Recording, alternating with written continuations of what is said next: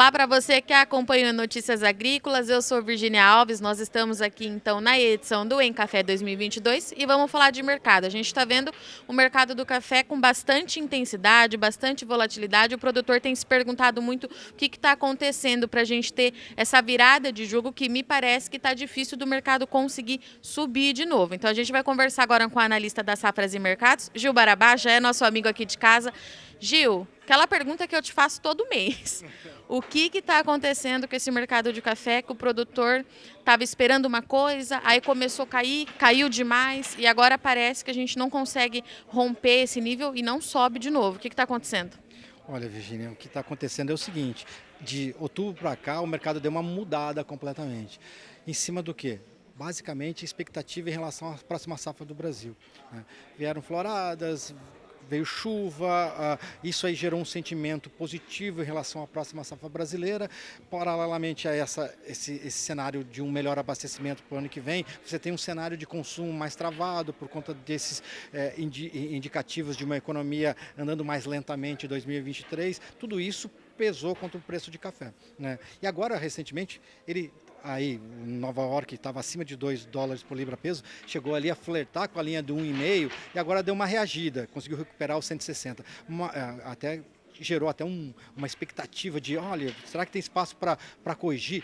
Por enquanto, o que a gente está percebendo é que esse movimento é muito mais corretivo, um ajuste corretivo do que uma mudança de tendência, né?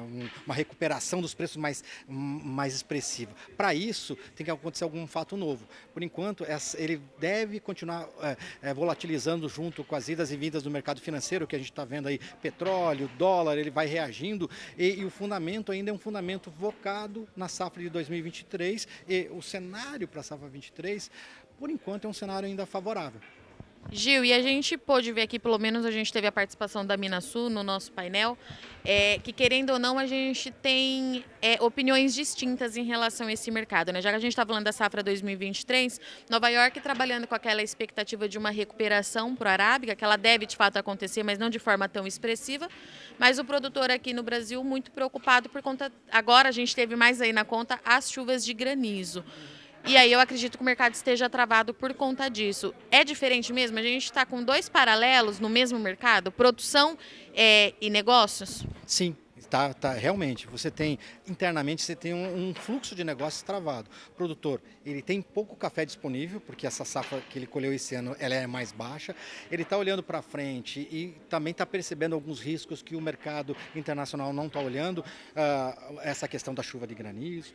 Você tem também essa questão de, enfim, que essa expectativa é muito em cima de visual de florada e de mudança de retorno das chuvas, que existem alguns outros fatores ainda para determinar se realmente você vai ter ou não essa safra cheia que está se falando bastante lá fora, e daí vem período de granação, enfim, tem ainda muita coisa ainda para acontecer para definir. Então, é natural que o produtor, principalmente diante do tombo, ele estava com um patamar de preço acima de R$ 1.300 e de repente o mercado caiu abaixo de R$ 1.000 para os cafés melhores. Então isso normalmente assusta e se reflete num produtor mais travado. E também essa leitura, olha, mas o mercado está caindo, caiu do jeito que caiu e eu não tenho café para vender porque tem pouco café agora e eu estou olhando não com tanto otimismo que nem Nova York está olhando para a safra de 2023. Então está descasado mesmo e isso se reflete diretamente em termos de fluxo comercial. Gil, até pouco tempo atrás a gente estava falando de contrato aí acima de 2,40 em Nova York. A gente fechou ontem, pelo menos, na casa do 1,60, eu acho. Acho que foi isso, né? 1,60. Pode ser que a gente tenha uma recuperação caso aconteça alguma coisa, condição climática, você trouxe isso aqui pra gente. Mas será que recupera tudo? Olha, o que a gente está vendo muito mais agora é essa volatilidade financeira. Isso vai acontecer. Então, quando você tem um dólar subindo ou caindo, ele tem um reflexo em relação ao preço de commodities. Você tem ou outros ativos, quer dizer, essa mudança de humor do investidor, ele tem um peso e traz essa volatilidade. Mas para você mudar uma tendência, você precisa que aconteça algum fato novo, né? E daí esse fato novo está muito centrado no tamanho da próxima safra do Brasil, né? Então, quer dizer, muito dessa queda que você mencionou, sair de 2,40 para 1,60, ele tem a ver com essa mudança de expectativa em relação à oferta futura do Brasil. Então, para você reverter isso aí, você tem que reverter esse sentimento, né? Por enquanto, como eu falei anteriormente, o sentimento ainda é positivo, por conta de clima, por conta de chuva, por conta de visual de florada, enfim. Se você começar a questionar essa situação, quer dizer, e isso é sensibilizar Nova York, esse questionamento fundamental em relação à safra brasileira, e sensibilizar Nova York, você tem espaço para o mercado corrigir, né? Fora isso, ele tende a ficar volátil, né, no curto prazo em cima do financeiro, das incertezas. Exatamente.